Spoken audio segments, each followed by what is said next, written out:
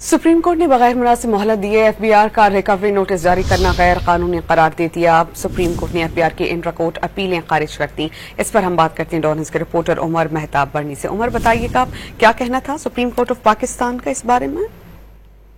जी बिल्कुल, जस्टिस आयशा मलिक का तहरीर करदा 18 सफ़ात का फैसला जारी किया गया है, जिसके तहत बगैर मुनासिब मोहलत दिए एफबीआर की कार्रवाई जो है वो नोटिस जारी करना उसको गैर कानूनी करार दिया गया है। जस्टिस मुनीब अख्तर की सरबराही में 3 रुकनी बेंच ने समाअत की थी, जबकि जो फैसला है वो जस्टिस आयशा मलिक ने तहरीर किया है।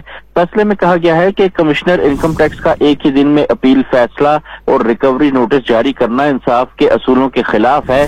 सुप्रीम कोर्ट ने निजी कंपनी के खिलाफ 2.92 अरब रुपए का इनकम टैक्स रिकवरी नोटिस मुअत्तल कर दिया।